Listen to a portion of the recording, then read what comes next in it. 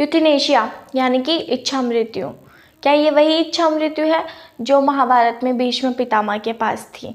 नहीं नहीं, हम उसकी बात नहीं कर रहे हैं। हम बात कर रहे हैं जिसमें एक पेशेंट को पैलिएटिव केयर की आवश्यकता होती है और उसके पेन से रिलीफ देने के लिए उसकी लाइफ के एंड का एक प्रैक्टिस या मेथड है, और यह केवल फिजिशियन द्वारा ही एडमिनिस्ट्रेटिव किया जाता है। और अब ये दो टाइप का होता है, एक्टिव यूथनेशिया और पैसिव यूथनेशिया। एक्टिव यूथनेशिया किसी व्यक्ति के लाइफ का एंड करने के लिए उसमें एक्टिव इंटरवेंशन शामिल होता है, जिसमें घातक पदार्थों या एक्सटर्नल फोर्स और पेशेंट को जानलेवा इंजेक्शन देना शामिल होता है। और एक्टिव यूथनेशिया नीदरलैंड, बेल्जियम और कनाडा में लीगलाइज्ड है। अब पैसिव यूथनेशिया में किसी पेशेंट के लाइफ सपोर्ट उपकरणों को या ट्रीटमेंट को बंद कर दिया जाता है। ये उपकरण किसी टर्मिनली इल व्यक्ति की लाइफ के लिए बहुत आवश्यक होते हैं। पैसिव यूथनेशिया जर्मनी, फिनलैंड और इंडिया में लीगलाइज्ड है। अब हम यूथनेशिया से रिलेटेड कुछ केस स्टडीज़ को देखते हैं। पी रतिनम केस 1994, जिसमें इंडियन पिनल कोड की सेक्शन 309 यानी कि अटेम्प्ट टू सुसाइड को अनकॉन्स्टिट्यूशनल करार दिया गया। इसके बाद ज्ञानकोर केस 1996 में असिस्टेड सुसाइड और यूथनेशिया दोनों को ही इलीगल घोषित कर दिया गया। अब इम्पोर्टेंट केस है अरुणा शानबाग केस 2011, जिसमें पहली बार सुप्रीम कोर्ट ने पैसिव यूथनेशिया की परमिशन दी और साथ में कुछ गाइडलाइंस दी थी।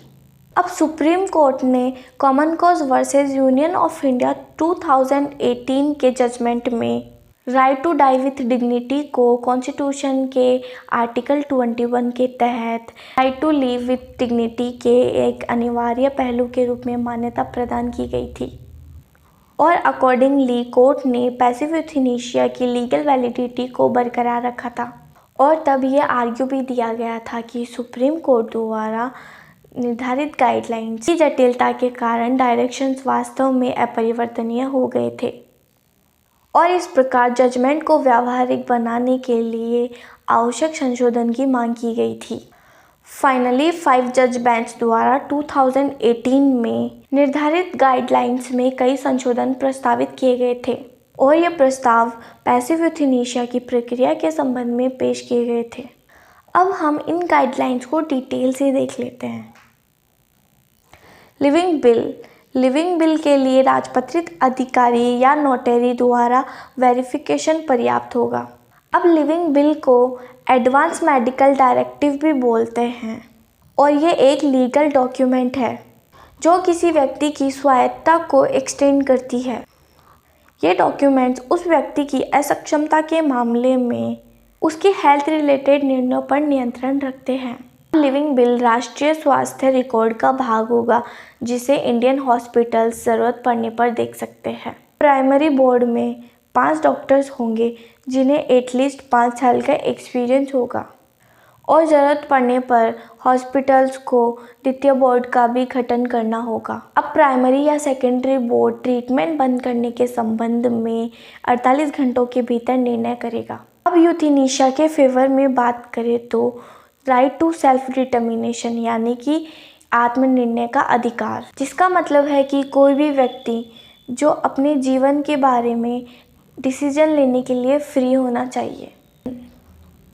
और यह स्वतंत्रता और भी इम्पोर्टेंट हो जाती है जब कोई व्यक्ति लाइलाज बीमारी को फेस कर रहा हो और उसको रिकवरी का कोई चांस ना हो। और उसके अलावा पेशेंट की देखभाल करने वालों के ऊपर फाइनेंशियल, इमोशनल और टाइम का बर्डन हो जाता है और मोस्टली उन्हीं के द्वारा पिटीशंस दायर की जाती है।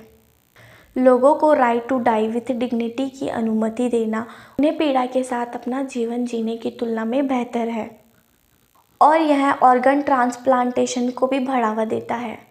और अगर इसे लीगल किया जाता है तो इसे कंट्रोल और रेगुलेट करना आसान होगा और यह भी इंश्योर किया जा सकता है कि वास्तव में व्यक्ति क्या चाहता है। और इसके अगेंस्ट में तर्क दिए जाते हैं कि संभावनाएं होगी कि पेशेंट की प्रॉपर्टी को विरासत में लेने के लिए रिलेटिव्स इसका मिसयूज़ करना शुरू कर दें। उसके अलावा लाइफ का डिवैल्यूएशन भी होगा।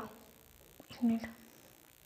और यदि यूथेनेशिया को लीगलाइज्ड कर दिया जाता है तो कॉमर्शियल हेल्थ सेक्टर इंडिया के कई दिव्यांग और बुजुर्ग नागरिकों को अल्प राशि के लिए मौत की सजा दे देगा। डॉक्टर, नर्स या किसी अन्य मेडिकल प्रोफेशनल से फंडामेंटल मेडिकल एथिक्स या हिपोक्रेटिक ओथ का उल्लंघन होगा।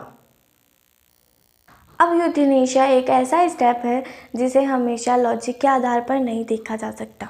इसमें कई इमोशंस शामिल होते हैं, लेकिन उन प्रोसेस पे ध्यान देने की आवश्यकता है जो पेशेंट को पेन से रिलीफ देने में मदद करती हो। यह न केवल पेशेंट की पीड़ा को रोकता है बल्कि पेशेंट की फैमिली मेम्बर्स की पीड़ा को भी समाप्त करता है। और साथ ही ऐसी किसी भी व्यवस्था का मिसयूज रोकने पर भी ध्यान दिया जाना चाहिए। आप यूथेनेशिया के बारे में क्या सोचते हैं कमेंट करके ज़रूर बताना। और आपको वीडियो अच्छा लगा हो तो please like, share and subscribe.